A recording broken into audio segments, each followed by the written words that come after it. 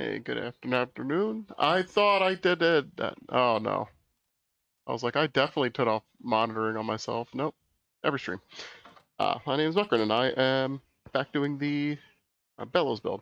I don't want to just show me cutting wood. It's kind of funny to watch me like just exert myself a ton, but kind of the same. So this is the piece that we had done last time that I had cut in half and then glued together. With the clamps, made a big old panel. So this is, for all intents and purposes, one piece of very ugly wood, which is fine. This is going to be the outside. This is going to face the focus, the outside of the bellow. This will face the inside of the bellow. This place that has the more kind of messed up grain and everything like that. We're not going to worry about making this too nice. We're just going to make it smooth and nice to touch to work with, because I took all the sawdust that had come off and filtered out the really big pieces, mix them with wood glue, and use them as gap filler to help make this be as airtight as possible. I don't expect anything to be actually airtight, but to make sure we don't have just big gaps, like even like this line where I mistaked. And so what I'm going to do is we're going to start on the inside just so I can figure out the technique here, the tech. I have my bench dogs here. I also started, I don't know, can it says that in frame? No, it's like just barely not. I'm going to add some more dog holes to this bench. So I can put in things like these. Having them all here was good, but as I've used it more, I found I need them farther. Because it's good to have a third point of contact. If I had something like there, I could scoot stuff, have it like 1, 2, 3. Yeah, like 1, 2, 3. So it'd be 3 points and it wouldn't move at all. There's other things I could do, like I could hit it with a hold fast. That actually might be what I do. Actually, if it's here, the reason I can't hit it with a hold fast is because I don't have a hole that's free. I guess I could use this one, and then it would still butt up against that, and I hold against here. I'm worried about just cracking it, because it is against the weaker part of the grain of the wood, but we'll give it a shot. Also, ever since I don't have my rubber mount that I talk about like it's a mythical item, it's harder to knock these down because I don't want to use metal. I don't want to use a regular hammer. It makes a lot of noise. B, it's not meant for that. I mean, you can totally do it. It works. Blacksmithing shops often do it, but like, I don't know. I don't like it. Also can throw spark, which generally not terrible. And after every stream, generally I do clean up the floor. So when I redid the top of this bench, I found out that a lot of the things that I use, because these are just standard 2x4s. Well, not 2x, but no, not by 4. They're 2x8s, 2x10s, whatever. Because they're only 2 inches and actually 1.5 inches, because that's how dimensions work. You need to get the things like hold fast to hold in well. They need a lot of things to grip, a lot of angle to grip on. So they need more wood. So I made blocks that they go through to extend. Instead of being 1.5 inches deep into the board, they're 3 inches. There's a lot more friction to hold this in place. I did find out that a lot of those had snapped, so they're not providing the support that they need to. And I wasn't in a place to just remake all those, because that's really annoying. That might be a task if I make all of them that I actually use a drill press for. Just use it that way. But adding 2 holes, I'm looking at also adding one over here. I'll just get the bigger awl and just slam it through. It'll be no big deal. So I'm going to take the bigger pieces of it and just take a chisel and do this. This is my first, because I was going to do hand plane, but I realized I'm just going to be doing a more constrained version of this, because the hand plane's going to want to cut a lot more than just the areas, and it's going to really ride on those high spots. So we'll get it close. I'll probably end up using the trusty mallet that I have at my disposal. I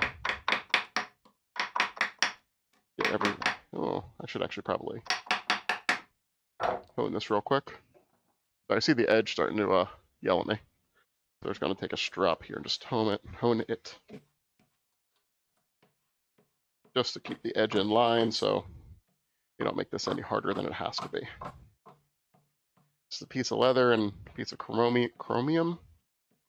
Yeah, you can actually see the little fragile bits at the end of the blade there that were starting to bend out of line. Make little glitter there. Go very carefully because I don't want to hit my hand. Okay, you're sharp, but you're not super sharp. I don't even think if I wanted to, I could get it to cut my hair. We'll see. Something fun to do. Also, I'm trying new lighting. I really want to get new lights because all my stuff is like really heavy blue light.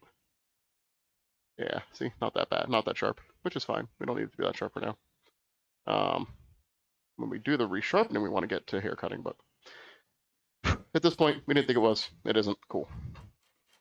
Because wood glue, when it dries, is actually relatively brittle. So, and it wants to pop off. It does stick to fresh surfaces. I had a bunch of glue drip out on the bench proper, and that was easy to pop off because this has years of accumulated sweat and grime and dust. And the glue don't want to stick to that. It pops off pretty easy. But where I had flattened the bench more recently, it actually did stick to the grain, and I did end up hurting my bench a little bit getting it off. Not a ton, just, surface stuff, and it'll get sanded out. Oh, no, stop going under. This is a danger. Okay, perfect. So, we're just gonna take this and just fry up every so often, blow out the accumulated chips. And this will be the bellows part of it. Because I have a couple more boards to cut and glue together, and you've already seen that. So, I'm not going to bother recording it. I usually will just take pictures of milestones. More for my record, just like all this. Don't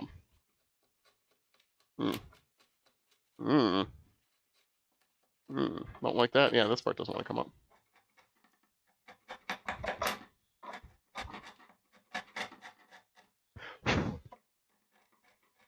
Nice splintery wood here. Beautiful, beautiful.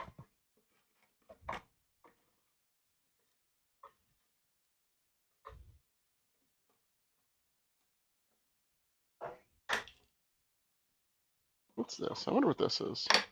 I guess it's probably some schmutz that was on one of the clamps that I had.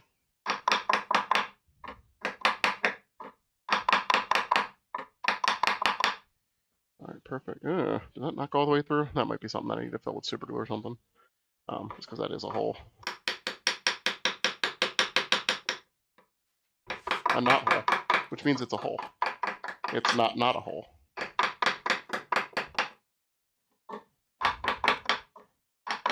Perfect, perfect. Now at this step, we're just trying to get like the big piles of it off. Once we're done getting the big piles done, I'll switch to a plane, and we'll try to make it a roughly even surface. Because while it doesn't need to actually be flat and level, off to the side, while it doesn't need to be flat and level, it does need to be handleable and comfortable.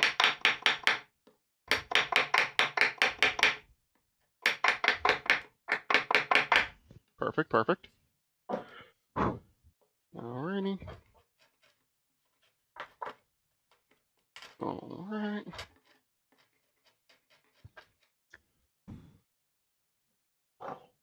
Just swing the camera out because I'm working on this side here. This part is really kind of grody. That's fine. It's all wood glue and sawdust. If I had the wherewithal, I would have a strainer that I could use to get even finer particles of dust. The best dust for this type of wood filler, and I don't make it too often because I don't use my sander too often, is my Orville sander. It'll catch fine dust in the filter. So like you could put, when you dump it out, you initially get all the big chunks out, but then a bunch of it just stays there packed in, and that's really, really fine dust. Like that stuff is really good. Also, when I end up using my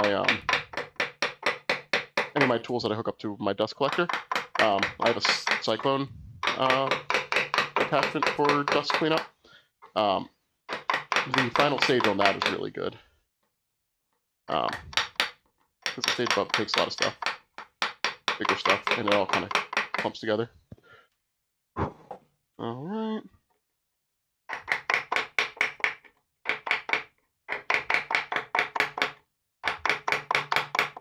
Perfect. Perfect. Not perfect. Don't come up.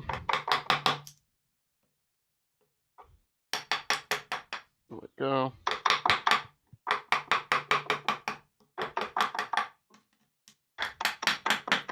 We're just trying to make this even enough for a hand plane to go and do something about it.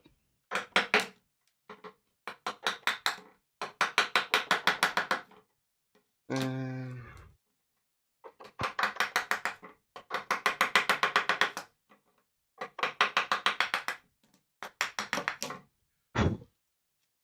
alright, that should be fine on this end.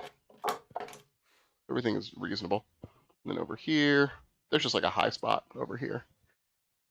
Where there's just more wood on one side than the other, so that'll have to be a plane dealing with that. Let's just get this over the schmutz out of the way. When I hold it flat like this, I can have the whole back of this register against it and create a nice flat surface that like hits everything. When I go like this, I risk digging in because I'm just bounced on like a smaller plane. This bevel here is on that. It's a lot thinner. A lot more places to mess up and dig in and stuff. So sometimes it's necessary, but most of the time you want to avoid doing that when you're doing this type of work. Because once again, we're just trying to get everything down to the same level. I'm not trying to excavate new parts or anything. Alright. Oh, over here. Another part about pieces like this. This is being pinched this way, because my bench isn't totally flat, and this piece of wood isn't flat, because there's stuff on the other side. So, like I'm getting spring, because on this side, there's nothing supporting it. So, I just have extra scrap here just to throw under there. Probably going to start it over here and then move it over. It's because there's more gap over here I can feel. So that it's not just free floating and risking falling over.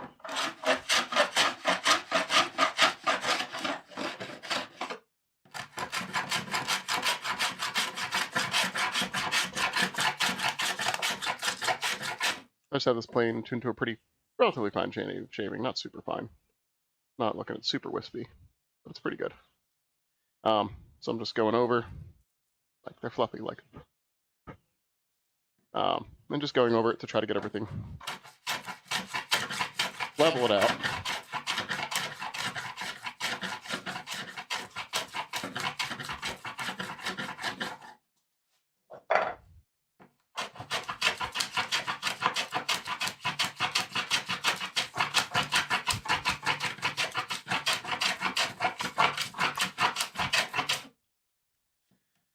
Getting some tear out there. I'm going against the grain. I can feel that I'm lifting here. Hear that? That's hollow. Because it got pulled up as I was doing that.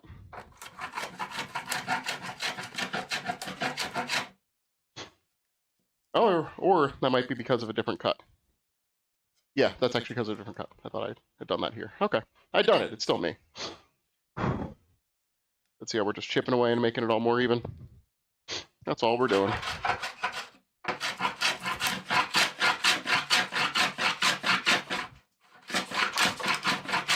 Just knocking down the high spots.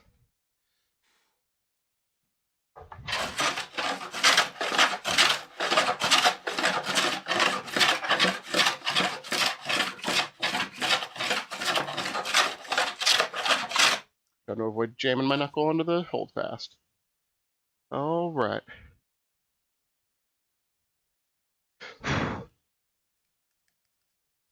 Fine that that's up. This is fine.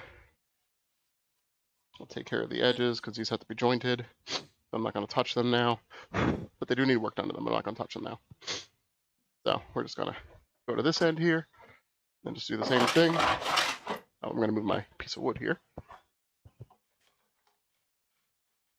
just to support this as I run it over.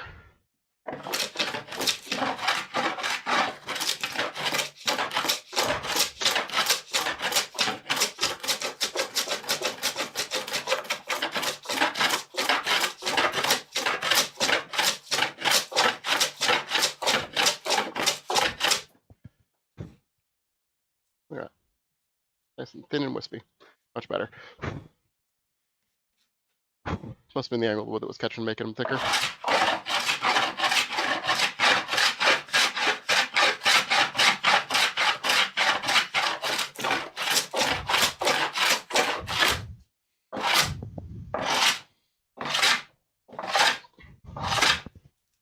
Alright, that's much nicer. I'm getting some tear out here. So I'm going to reverse my direction of planing, seeing if that helps. So this is not the proper way to do it. And also I'm not left-handed. It would be like this if I was left-handed, but...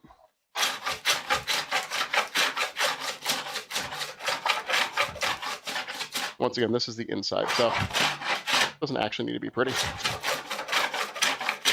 This will be the inside of the... Yep, still getting tear out. My guess now is just because this edge here is unsupported. I'm getting some bounce. Oh, there's a knot. Yep, that knot hole will do it. Around knot holes, grain changes direction pretty wildly. So there's almost no way in hell I'll ever get that nice, short of a bunch of sanding and maybe card scraper. Once again, this is the inside of it, so we're not going to worry about making stuff perfect. If it goes right, you can see like right here has this nice little shimmer to it. I don't know. Let me bring in. We gotta do that chatoyancy there.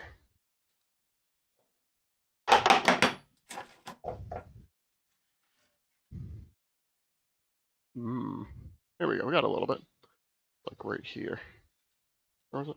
Right there, around the knot. You kind of see that. Oh, focus, please. Kind of see the bending of the light. Looks like a wet spot almost. Yeah, here we go. That's better. See, like that wet spot? It's not actually wet. That's just chatoyancy with a bunch of tear out. But excuse me, got some of the chatoyancy in there. All right, other side. Now this is the show side. So probably want this to be a little bit nicer. But also, this is going to be the bottom of it. And there's going to be boards through it, or not boards, stretchers through it. So like, there we go. Crazy up here. So, got a better view of what I'm doing. Perfect. Perfect. Perfect. Perfect. Okay. And I think the gap on this side's much smaller. Yeah. I mean, I still need to put, oh, I knew it was going to break. I cut through that for sound test. So it's too thick to be used to hold everything. I don't think I have a thinner piece of wood here. This will be fine, right? We're just going to start on this end. I don't need to worry about it too much. That's more for planing, actually. I'm overthinking things. Overthink land strikes again.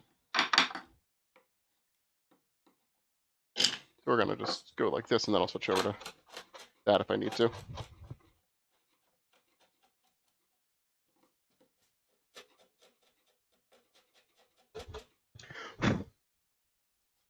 All right, perfect. That was a little drill hole, as this is a knot hole. I mean, is a hole.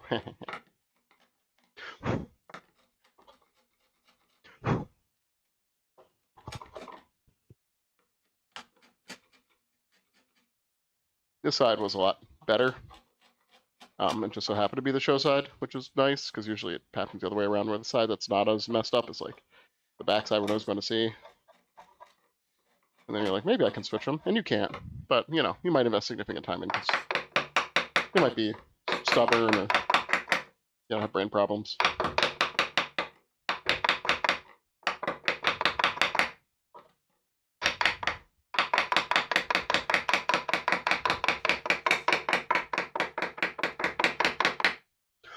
All right, just taking it down the line.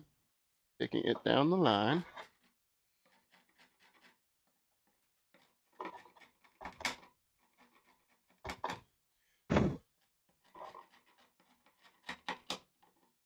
And down the line we go. Still in frame, perfect.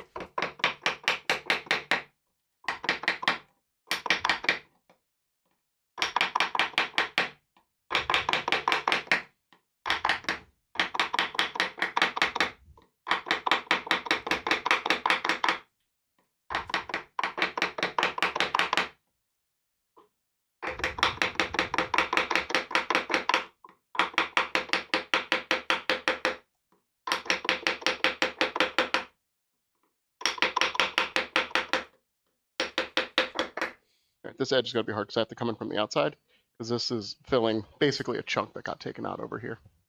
I'm just going to jump over to here, start from this end.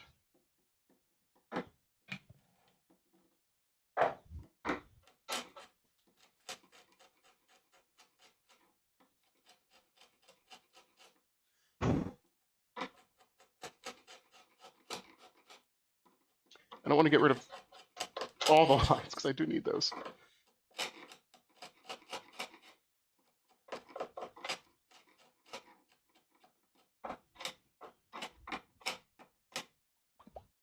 I want to make like a rest animation for this model that's just me like with my tongue out, looking to the side or looking intently. Because usually when I'm off camera, that's what it looks like. You know, a terrible role model because I don't know how often I do that subconsciously when I'm like just around while I'm doing like housework and stuff or things. Because when you have a small child, everything gets chapped, like their lips and all that, because they don't keep their tongue in their mouth. And my kid's got like a rash around their mouth from keep putting their tongue out, and also keep telling them stop sticking out your tongue while you're running. You're not a dog. You're gonna trip and bite your tongue. But you know, she gonna learn.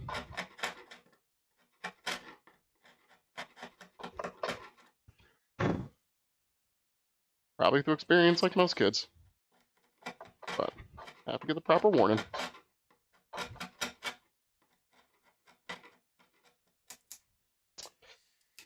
Pulling up some stuff. Don't want to do that.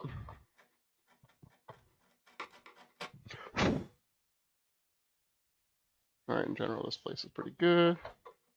Just like pop that, pop that. I'm going to the market today. I was like near it. I drove near it because I had another errand to do. And saw the parking lot. Can't do it. Can't do it. Alright, I'm way up to the side. Let me just adjust here. One day I'll get a better setup. One day in the future. So 2026 is going to be my year. You're going to be golden then.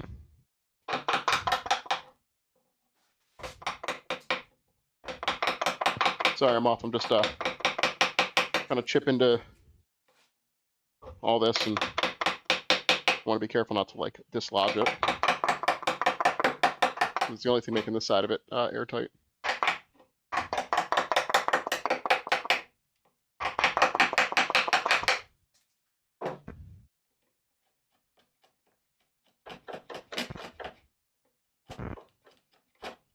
I'm gonna hone this one more time. I know I'm like right near the end, but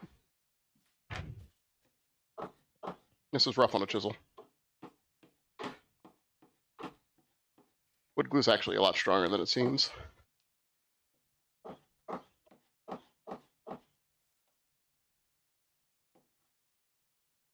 Alright, just a little bit of honing. Perfect.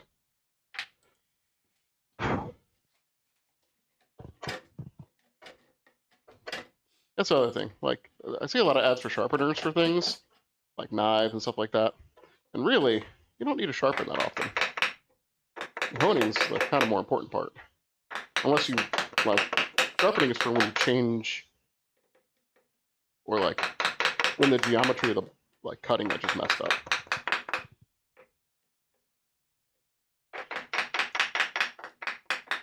Or there's a significant chippage in a blade. But if it's just like dull, like not cutting like it used to, usually most of the time some honing's all it needs, just to realign the like micro movement in the blade. And because you can sharpen, it does work, because honing's part of the the last part of the sharpening. So if you go through the sharpening steps, it will work. But maybe this isn't a worry for most people, but at some point you're going to like use that blade the more you sharpen it. Like, bladed tools are durable goods. Like, I believe that, but you could totally run out of irons. I have an example here. Or I have an example somewhere. I think on my pec still? I have a plane here that's disassembled. I was going to do it on stream, but then I decided not to. Like, do the reset of it, because I need to do significant work on it, because it keeps eating chips. think it's this one. Here we go. Is it this one? One of my plain blades.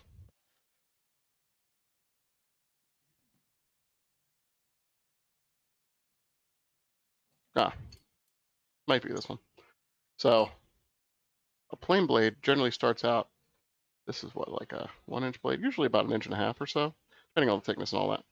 But as you sharpen it, it does go down. And there is an iron somewhere around here, I forget what I have it on, that's like to there.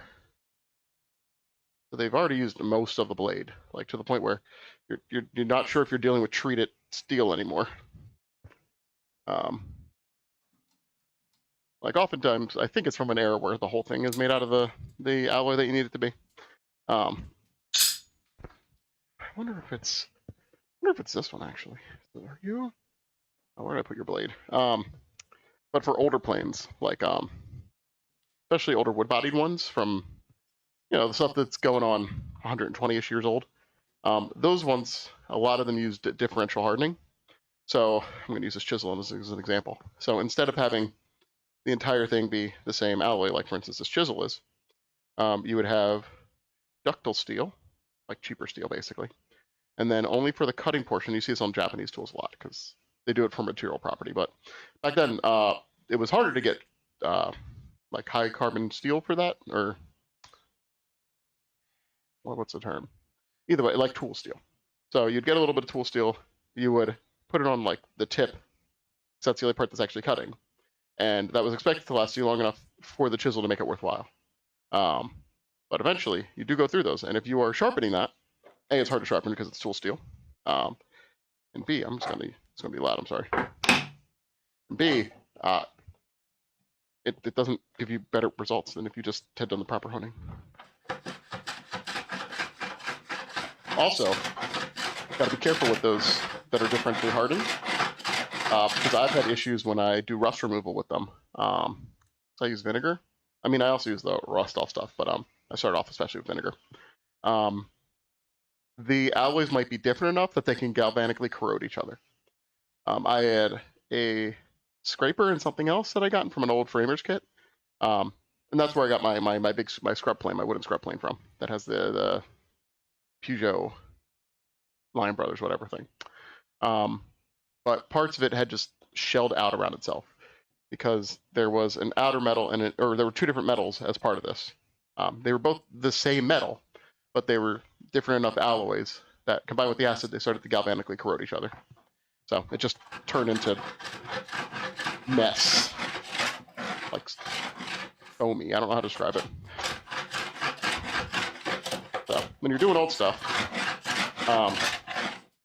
maybe use a better derusting agent. And if you have different items with different compositions, be gentle with it. Take your time. Take them out frequently. Reinsert them, clean them, look for any signs of that. And do it in multiple batches if you can. Those are tools I will never find again. Or if I will, I'll probably never recognize them because I didn't have them long enough to recognize them this way. One of them was like a corner plane. So it had like a, where's my marking knife? I put it that way. It has like a double bevel, kind of like that. So it's meant to scrape away a 90-degree groove in things. So you put that on something and it would scrape out a 90-degree groove, which you'd probably use for like making corners in frames, making sure they're clean. Also for insert slots for things like for call that infill. So like if you wanted to do like a metal infill or wood infill, you'd be able to take a bit of it, make that channel, put that in there, cut off any remain, like you glue it in there, cut it, and then you'd be able to do it all together. One day I'll start making picture frames. Seems like a nice little task. Probably a good gift idea too.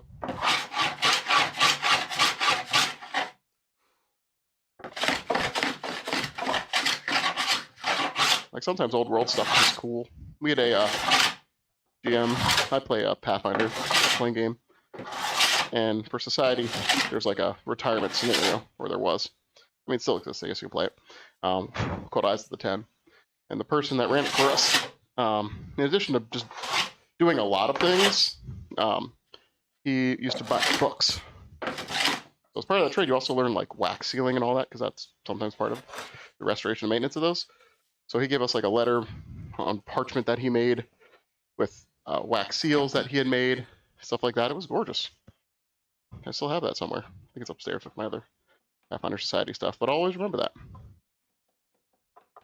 It made it feel real cool. Real cool, nerdy stuff. And I don't know why I want to get this part off. It's just bothering me.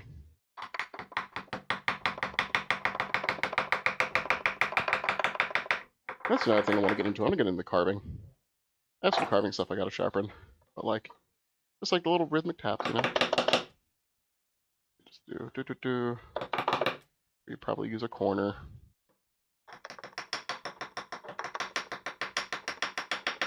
Snake around, you know, looks kind of cool.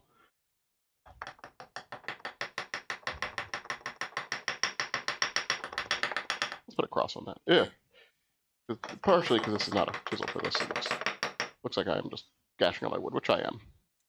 But you don't pay my sub. But that'd be something I want to do. All right, so let's pop you off. Perfect.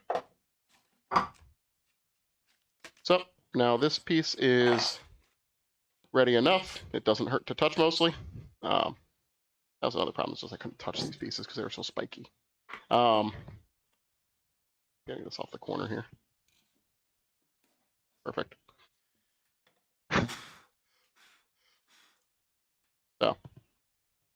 So the inside, things will go against it, and then it will be looks like it will look like a baseball diamond.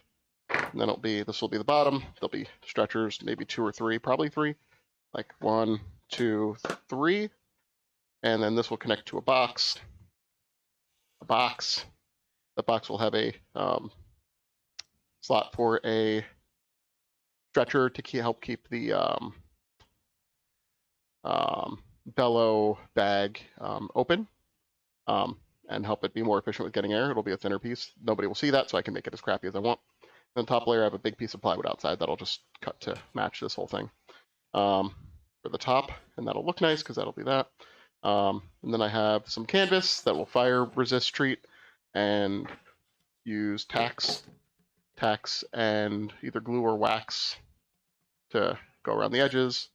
And yeah, the biggest part of this is just how we make the valve, because probably out of the centerpiece we'll have to make the intake valve. Then that's why we'll have things at the bottom so it can suck in air, because you want it when you open it to have air come in. So you want to have a pressure differential. So there'll be something pretty light hanging here, a flap of leather or something like that. When we go up, it'll open and it will have enough rigidity around it that when I stop sucking it in, it'll fall, and then when I push, it'll seal the area to make sure it doesn't just leak out the hole that it came out of. So yeah, that's this. This is pretty good. I'm gonna put this on the wall of completion.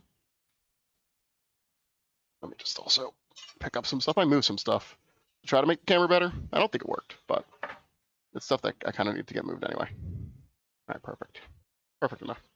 All right, so part 2 of the stream, battletech terrain. I do like that part. So this is what we're going to, as I yeet everything out of my hand, let me just brush off some of the stuff here.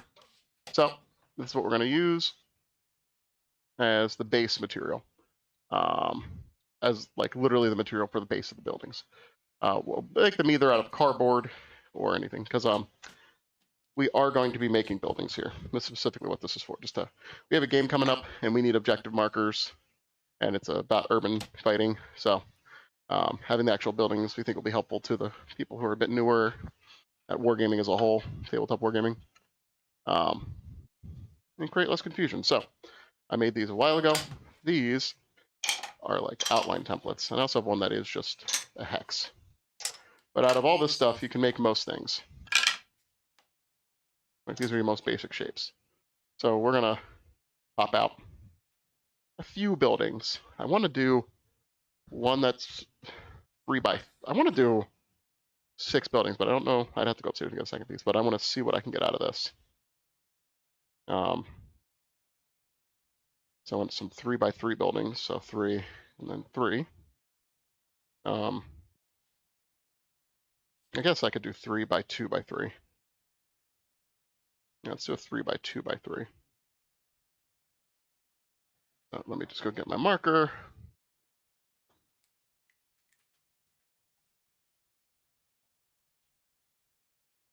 Three.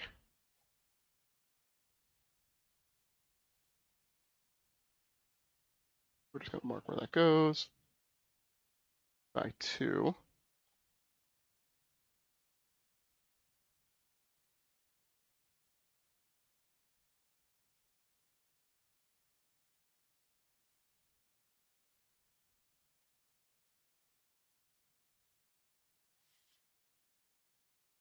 By 3. Pretty big footprint.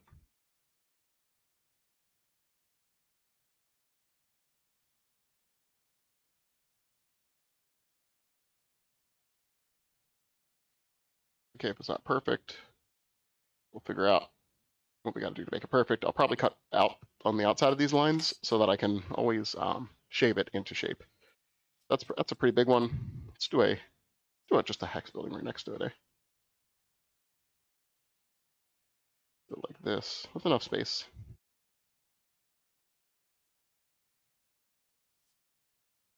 I should have pointed it downwards.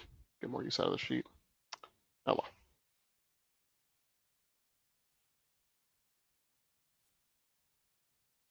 Nothing's perfect. And I can always just do this, right? That doesn't leave. I should have put it up a little bit. Whatever. We'll have a little bit extra. Ain't no biggie.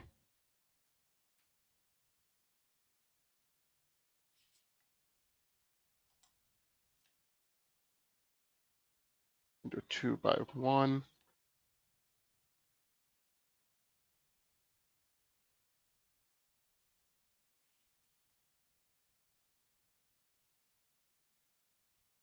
I was looking at more music. I know there's a streamer, Rayleigh, who put out a pack of music, and I just have to listen to it, and then I like it, set it up, and give proper attribution. And here we go. We're just gonna flip this around.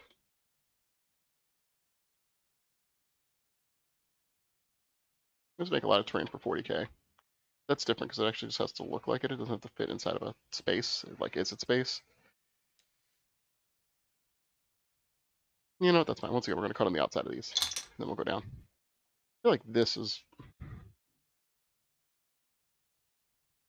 probably the best building size. I'm gonna try with just one of these as well.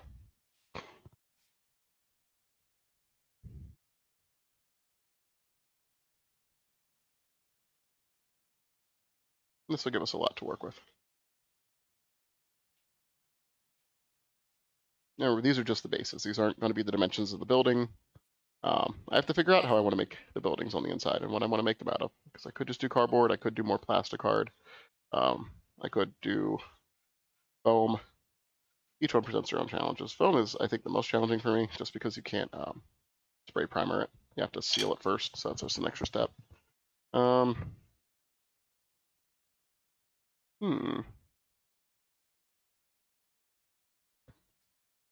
do this one as well. We're gonna just pop up, pop up, pop up, pop, pop, pop. This is a good future building. It's a good sci-fi building. This is a building you'd see get destroyed in a Gundam show.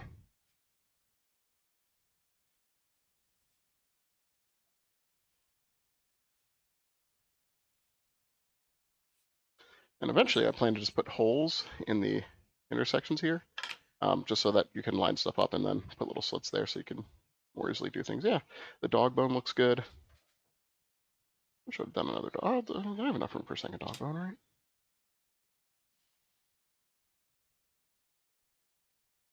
Oh yeah, heartily, heartily.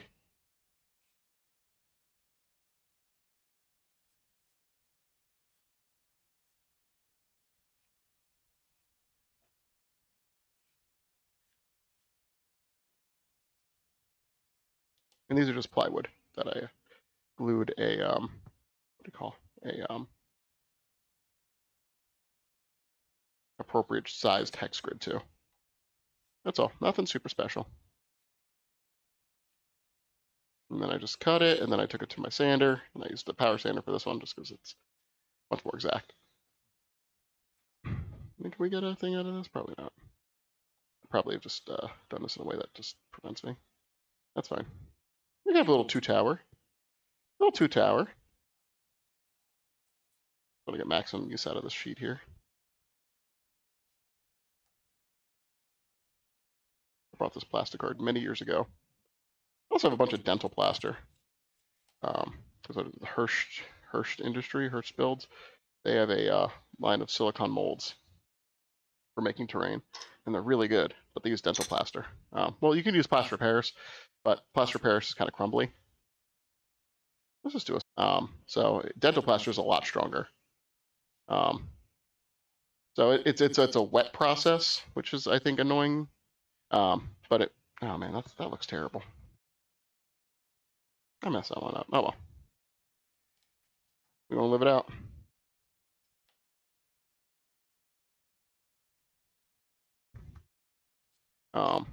This is where I wish I had my solo piece, but that's fine. I don't think I'd be doing better if there was a solo piece. I think it's a skill issue. I'm not actually a good artist, guys. I don't like do art. I do art like I do everything else. I do it for a purpose. I like say I want to do something, and then I realize I don't have the skill, so I learn it, all to forget it. Like I used to do a blog about sci-fi science in sci-fi games, and going over like what might be realistic, what isn't realistic. I never had physics in school. I never did advanced like math. I mostly got D's in math, but I really like the concept, so I just learned. I would just spend some time on each thing and just learn the science behind it and learn the math. And I'm good. I'm like good at approximating, which is very helpful. All right, so I did that. This is a silly way to cut this. I really should just get my my knife, but I think my craft knife's upstairs.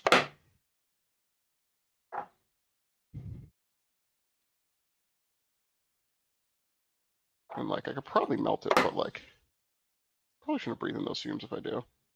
Probably a bad idea to do that. We're just gonna cut these out here. We're gonna cut out the rough shapes. How about that?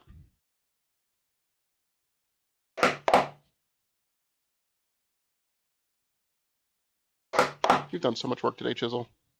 Thank you. From the bottom of my heart, thank you.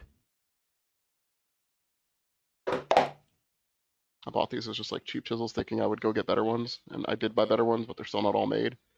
And these are just good enough.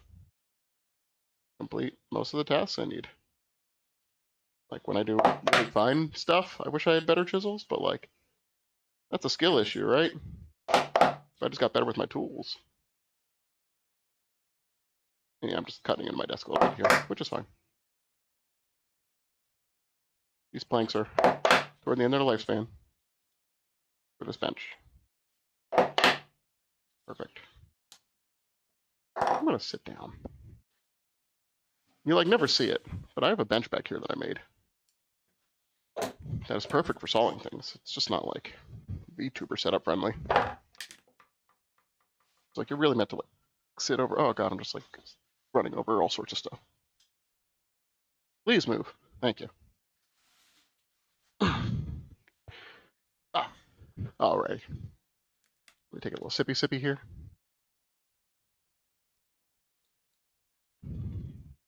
All right, so the next about 10 minutes are probably just going to be smacking on this. Just to get these out. If I don't get them out now, I'll do that, and then I won't. It's the ADHD thing. I've given myself the time. We're going to do this now. I'll go to the market later. I do have like a hard time to stop, but I should be done well before then. So, well before then. I know I don't want people to see me for that long. Like unless you're like playing a game or like really in deep with like a complex project, like I don't need a stream that's longer than 2 hours. Like that's kind of max. And for like news shows, like what do you call those? Like the talking head shows about products. I don't need those to be longer than an hour. If you can't tell me everything about the news about a product in whatever interval that you do, if you can't get that to me in an hour or less, probably not gonna watch you unless there's something else about it. Like if it's an entertainment show that just does it. But like, just like news and just like that stuff, because an hour is only half an hour on ×2 speed, which is, I think, the best way to watch stuff on VOD for most things. I think with certain creators, especially if they have like a foreign accent, I might go like 175. That depends on what I need to listen for. Like if it's just somebody doing like a gaming video and just being a silly goof, probably fine. If it's like somebody giving me like a lore video on a topic that I care about, and actually like listening, I need it a little bit slower. Like I know, I've watched the timeline videos, like the big compilation ones by Sven Vanderplank, maybe like 3 or 4 times each. Each time I can get a little bit faster. It's not that he is a bad speaker or anything. It's a my comprehension thing.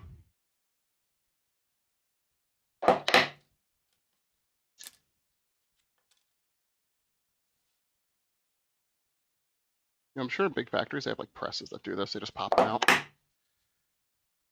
I had an arbor press, I could probably do it. Man, I was like, don't you hate that when you talk yourself into buying something you definitely don't need? Then you start rationalizing ways that you'd use it. Like, I'd never use an arbor press. What am I talking about? But then I do blacksmithing. An arbor press is kind of helpful there.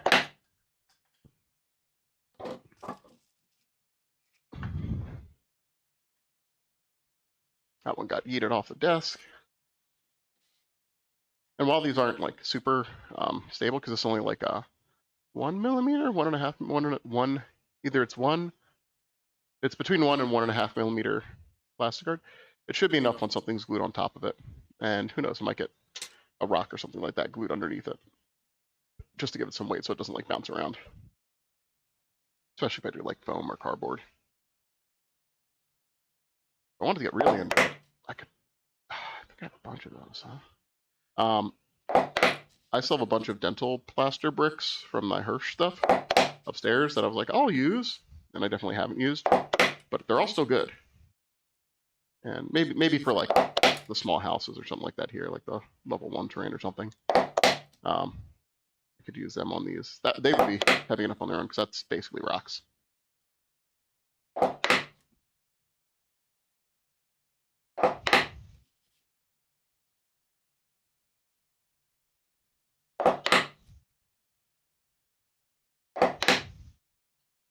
Tick. Perfect. Yeah, I feel like it was a silly way to do it, but very satisfying seeing the things pop out.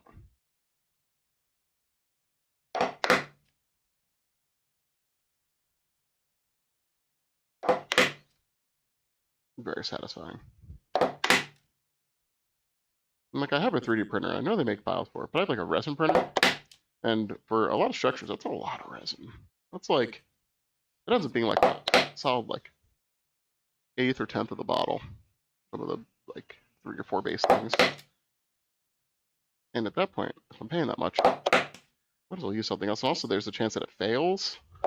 So I've never set up my printer to do that.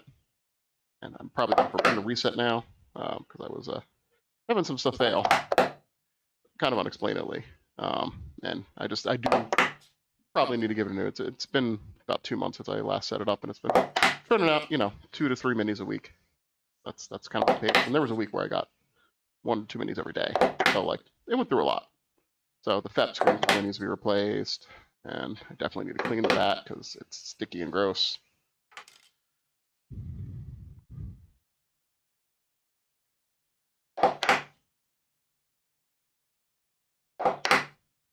Let's look at a water wash resin but they don't have it in ABS like plastic like that I've seen so far, and that's the stuff I like to cast it because I'm kind of stupid. I drop stuff. I need something that can mostly withstand when I have an accident, because otherwise a lot of resin's pretty brittle, and even the ABS like plastic, especially on smaller pieces, is just brittle and it breaks, which is fine. That's on me. I had a folly earlier with a LRM carrier where I just dropped it. It landed on the table about 6 inches, popped up, re-glued it. It's fine. But I was like, no. I actually had a bit different one where I was painting a Vindicator, and I was doing the silver parts of it, like the gun and the jump jets and stuff. And I didn't realize that I was over top of my paint palette. So I drop it, and it goes head first into the paint palette, just getting covered in silver. So I rush off to the sink, cold water, just splash in there for like 30 seconds, and just go, yep, any of my work is probably lost, but let's hope that any paint didn't have time to adhere. And it looks good so far. I'm sure once I get under more light, because I went off and just started painting other stuff, my stuff might show up. But doing it in the St. Ives compact stuff just because that's fun. And I think it'll make it easier to differentiate if I have multiple. If one is a standard green gold Capellan versus the ivory green St. Ives. I was also watching, what is it, Jen? He's a VTuber that sometimes does battletech content. His Capellan videos, which are nice. I like them. Are they perfect? No, but very few people talk about really early history in the battletech setting. So even if it's not, a perfect video, the fact that it's out there, I do appreciate a lot, and I think it's a good in. And then Grimdark Narrator also did some videos about him, and while I don't think they're like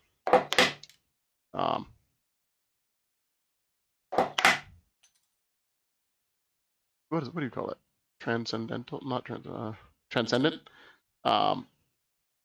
They're good information, especially if you're into those factions. Like I sent my friend the Lyran Commonwealth video, like a realm tour, because that's his favorite Intersphere faction. Mine is obviously Capellan, but I like learning about other places too, because then I can actually like understand some parts of the story. I don't think it's a lot of lore. Big lore game. Bigger than 40k, I think. Like 40k seems like it has a lot, and there is a lot, but a lot of it's told on like personal stories, where like a fair amount, especially older BattleTech lore, is told in like splat books and like unit formations. And like if you close your eyes, you could think it's just like somebody on the History Channel talking about like World War II battles, like just talking about regiments and yada yada.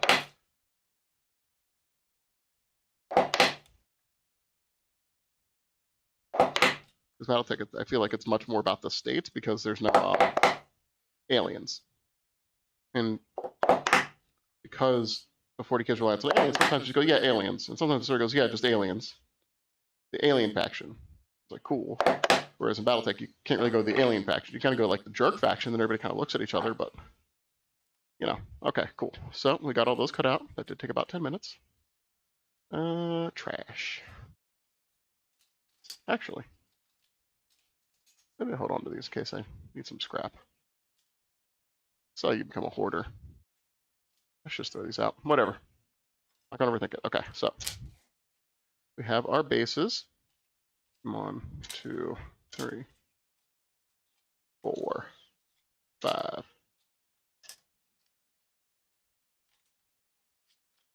6, 7, 8. Okay.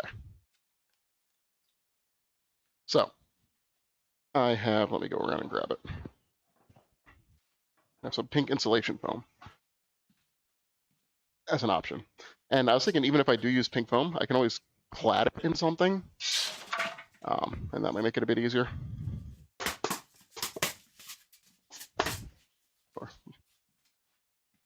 Because then I can spray paint it if it's sealed well enough.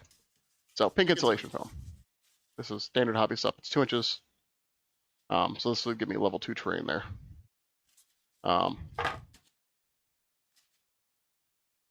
Just like, say, for instance, I wanted to do this. I could just cut this out, mark it, cut it, and get level 2 terrain with, no looks on it or anything. It'll just be blank. Um,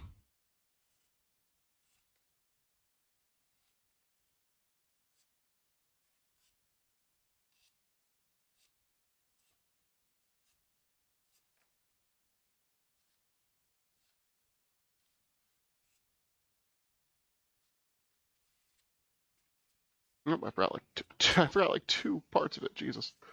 1, 2. Okay. Like that's matched to that. So I could take like a. I don't have any big knives here. I know I've used saws before. Creates a lot of particulates that I don't particularly enjoy. That's a pun. The standard way to cut these is with heat. And I have that behind me, conveniently. Like I planned that. And the hardest part of that is just getting 90-degree cuts. Because when you do it, and you like mess up and you try to adjust it, it looks different when you like use cutting to do the last bit versus like melting. So like, let me see, this is off, right? You're in the off position.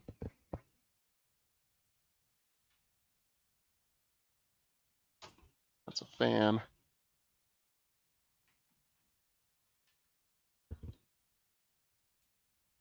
Okay.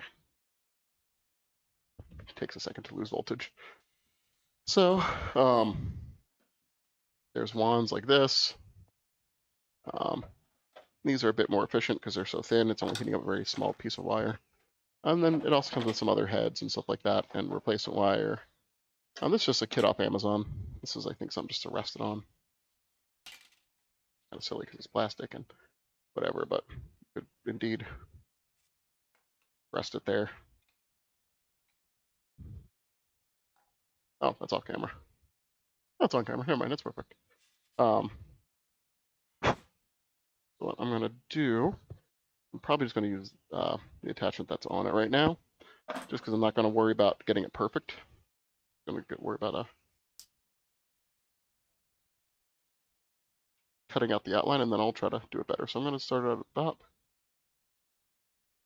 a little over half power. So it's off. Now it's active.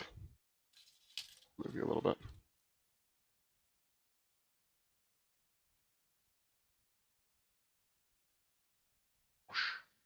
Makes such a nice sound.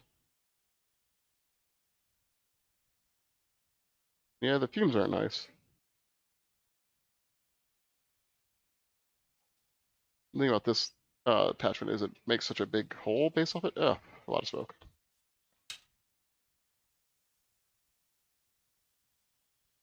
Like I probably have it too hot. But we're just gonna get through this cut.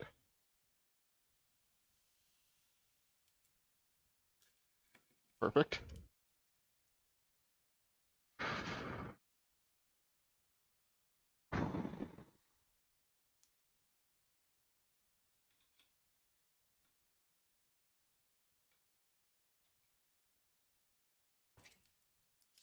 We're going to stand to the side of that in case it decides to break free from its hold. So as you see, not a great cut. And that's mostly on me.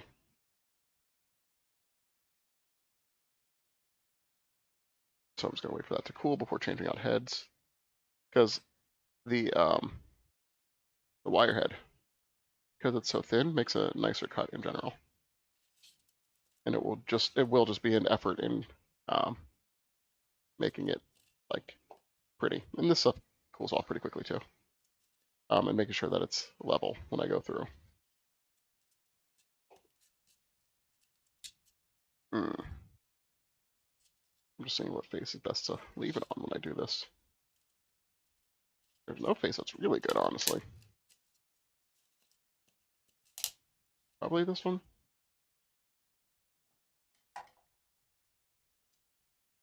All right, we're gonna pop you over there. Pop you in here. It's just a friction fit. I'm gonna turn down the heat a little bit. I feel like it was coming off too hot. All right. And I feel like I want to move the brick to it, but I also feel like that isn't right. We're just going to give that a second. Nope, it's already hot.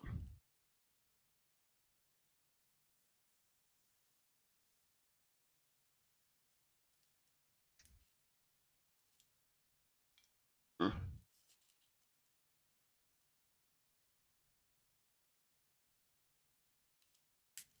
It's definitely better than the big cut, but I'm getting a lot of striations on the side, which, ow, why does my finger hurt?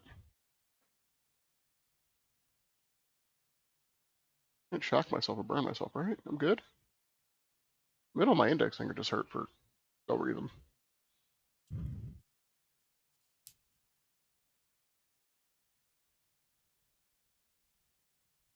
Like I've seen these in Japan for use with hobby people where they have it like on a table, like a table saw. That'd be pretty cool. Just have this there against a flat surface. I'm gonna give that a minute before I touch it.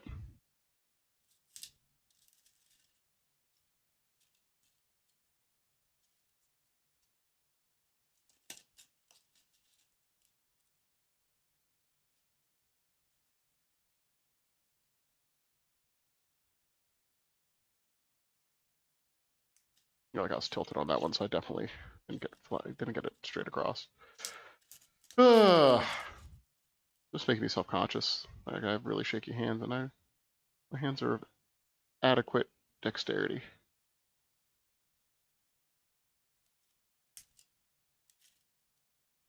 And I guess it's okay if it's not perfect. Nobody asks for perfection. This is a hobby. I guess I just come across with a knife or something like that to smooth it later. It's gonna be harder in this area, but you know, let's not beat ourselves up that we're not perfect the first time we try something. And honestly, I feel like this pink material is more for like hills and stuff, which I can do as well. They just end up being kind of like this because that's battletech. And we got like a little bit of lean.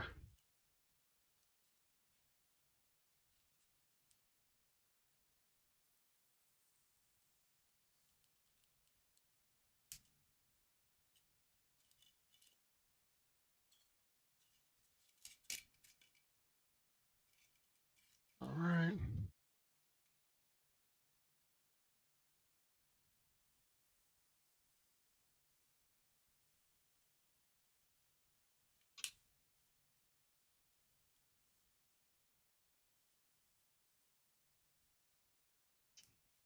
Perfect.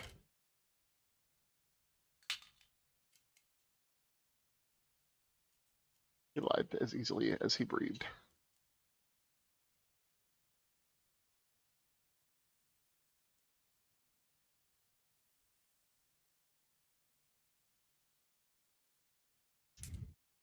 So I'm just turning it off in between cuts just to limit the potential damage I can do to myself by dragging up hot wire on myself.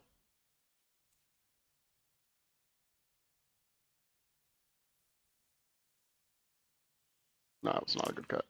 I definitely deviated there. So we have this. It is, I mean, it kind of looks like a cliff. So this would go on the space. That's way oversized for the base, which is fine, actually. Because we don't have to keep it, especially in like the middle here, we don't have to keep it perfect, perfectly in the shape that it comes. You know, I think that's what I'm going to do. I think I'm going to cut stuff into roughly approximate shapes and then move on. And then we'll scale down from there.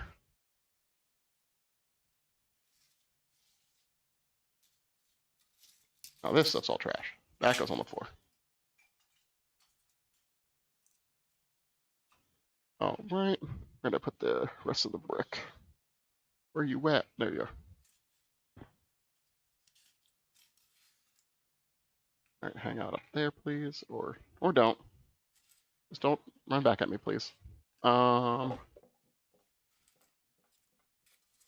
just gonna go biggest to smallest. Let's go biggest to smallest. Let's stop thinking. Thinking is for nerds. Said the man making terrain for a game about robot miniatures. With notable characters like Sun Tzu Liao and Theodore Kurita.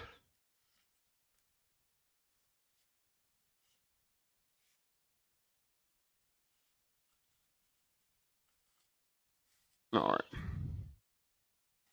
Hate when I miss a line. Why do I do that? Why do I do this to myself? Sabotage. All right, dog bone.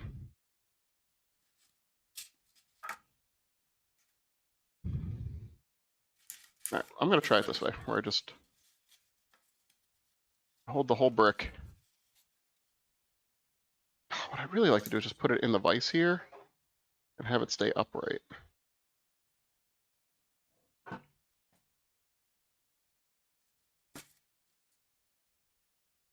All right, let's try it this way.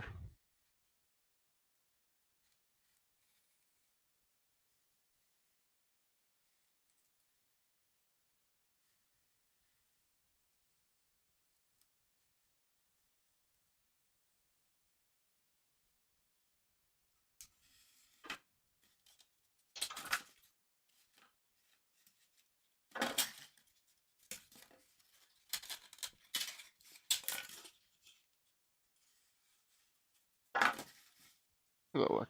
That's not terrible. Or maybe this is the tech. Maybe this is the tech.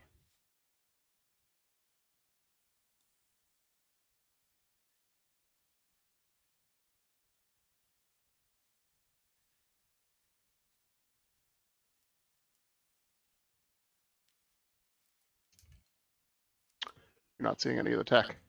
My bad. I was really focused on not burning myself.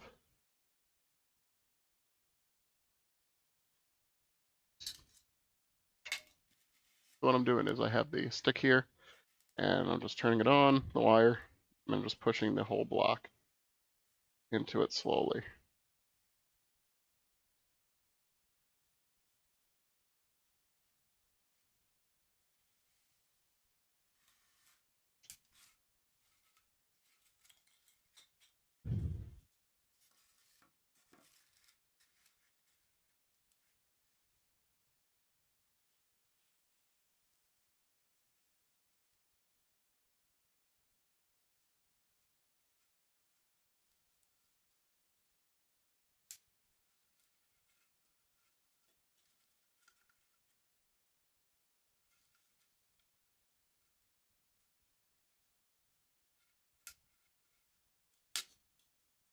All right, I got a little bit of break because something got stuck there, but that's fine. That is fine. We're calling that fine. Calling that fine. We're not going to worry about it too much.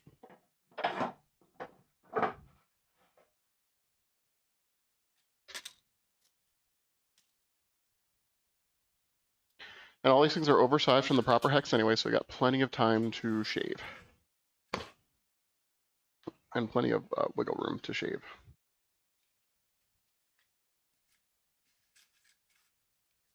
And all these are 2 hexes high. So if I wanted to make them higher than 2 hexes, I'd have to duplicate it, which I can.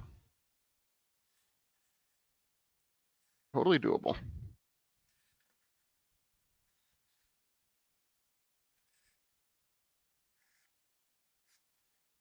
Or you could do differential tallness, right? Like, not every building is the same height in all of its parts. Especially for a factory, I think that'd be pretty cool. But battletech's most important part is a hex for clarity, about like what hex is higher. All right, so next step, or next one.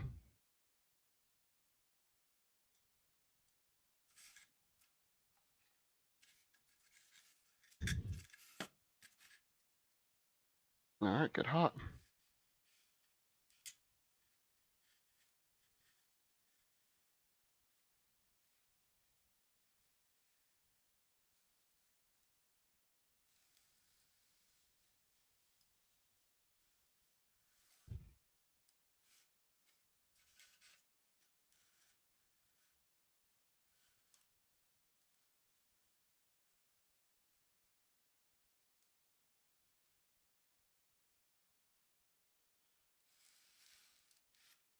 Should definitely have a respirator for this.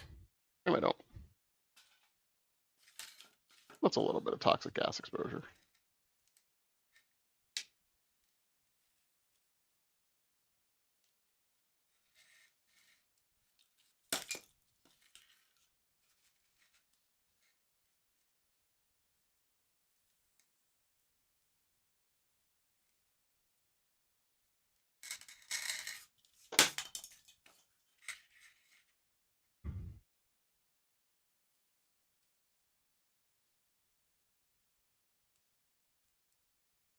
Yeah, the foam itself becomes brittle once it's heated.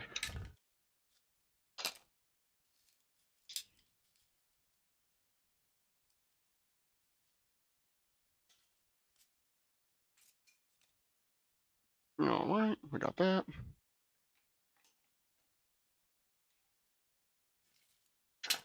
What else can we do from this piece?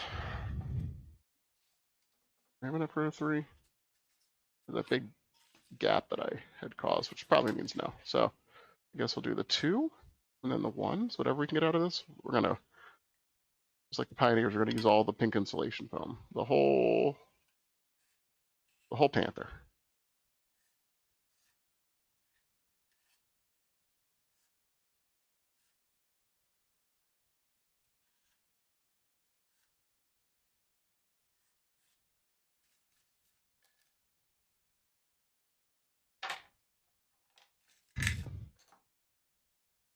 All right.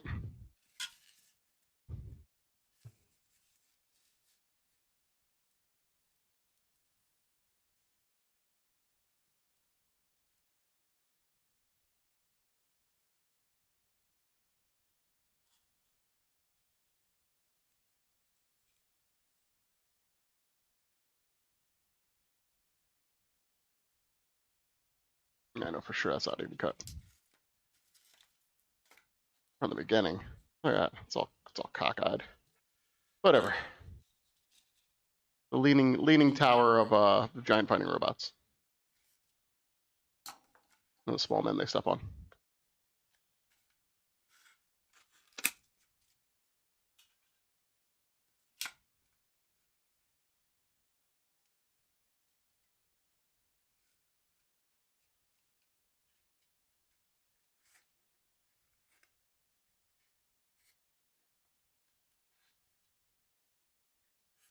Right. Dang it. I think I should be counting while I'm doing this, just to count the facets.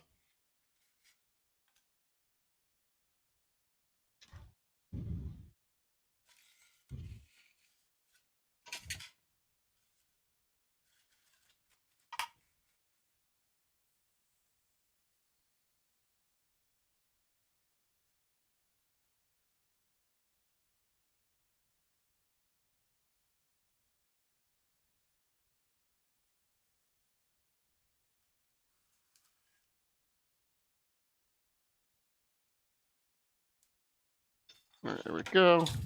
There we go. Not pretty, but done. And got a few more. I have much more insulation foam, so I'm just trying to use the whole thing. That's all.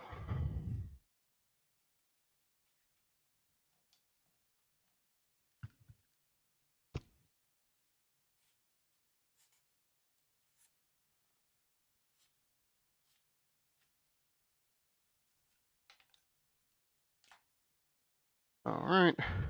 Then we'll just assume the position.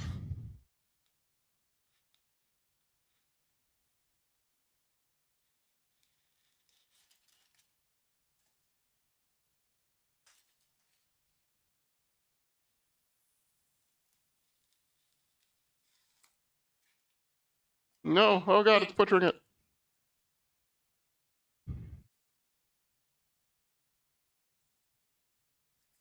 God, that's terrible. Do I ever have to redo that one? No, not on this piece. Congratulations, you're gonna get graduated to level 1 probably.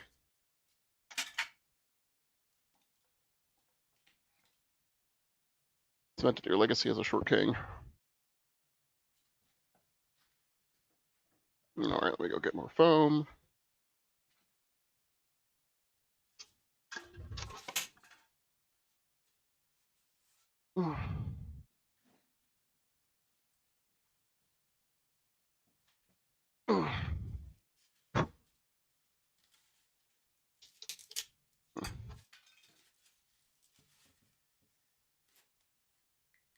Alright, almost done. And once I get these templates cut out, I'm gonna ruminate on how to proceed with the rest of the terrain. And then the next stream will probably be me doing more battletech terrain. Depending on how stuff goes, I might get into it tomorrow. Would probably be in the morning. Really depends on how I'm feeling. How everything goes tonight at the party for the friend. All right, so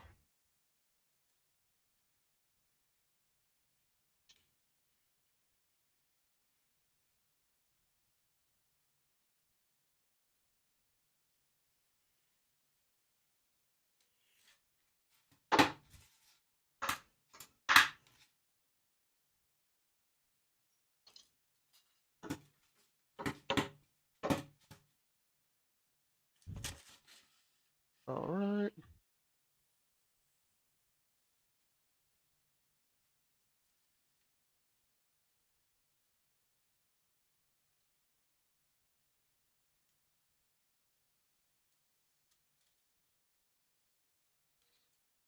Perfect. Enough. Perfect enough. We're not chasing perfection here. We'll be here all day.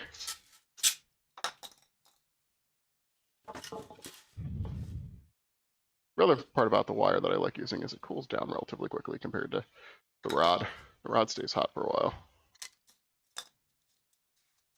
All of these are oversized. That's fine. I'm just all that is just me coping. As I'm like, oh god, how do I do this?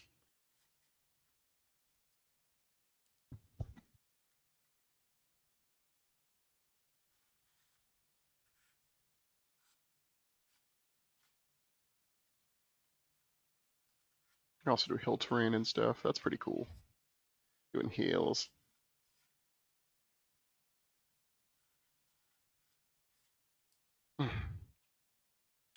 Doing hills, I'd probably like either stamp or burn in the. I got it. The hex markers.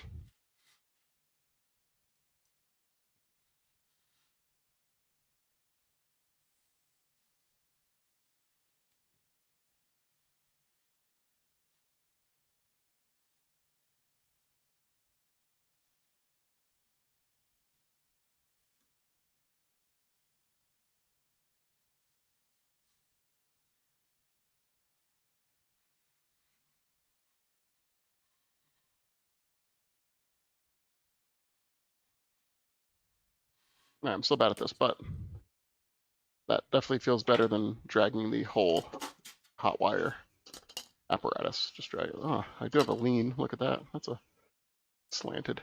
Using this as the base here. It's also big, but actually this is the top.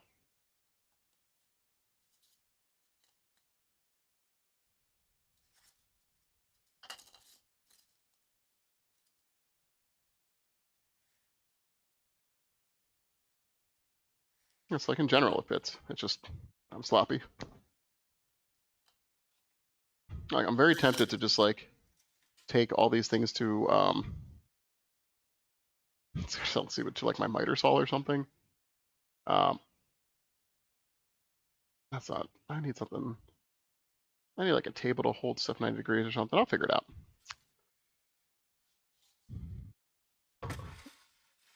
Just to make all these stand up correctly.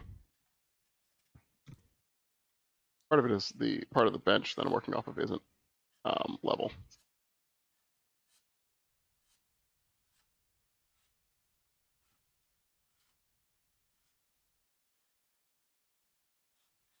And honestly, it's fine if everything isn't perfectly level because you won't notice.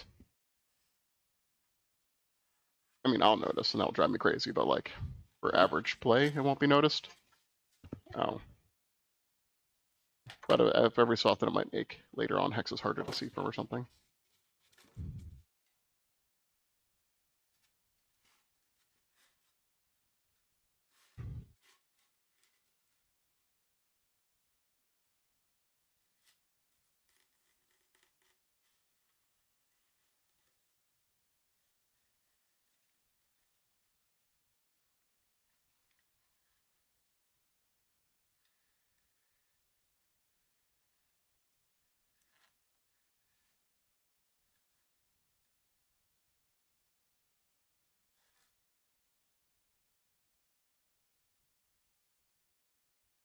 Why are you not sliding? What do you not? Oh, you knocked against the bench dog. Sabotage yourself. Upset. Oh, OBS died there. A little bit. Yeah, it's not drastically off. That's close enough. We got one. I'll worry about that one later. Oh no, it goes with that one. All right, so I'm going to turn off the thing and unplug it. And put it over there. Or nothing can hurt me. Okay, so you got to start to a bunch of terrain. Like what I mean by that is like if I take like for instance this chisel. Oh, you're not sharp enough to do this really well.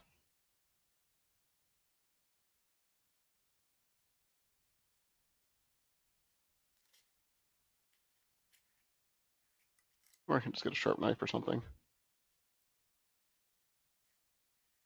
Just like the chisel. I have a plain blade that I can probably get really sharp. An extra one that I just use for big slicing because that allows me to reference a surface. So I'm not like freehanding it. Yeah, like see, like that's a better finish, relatively. Relatively.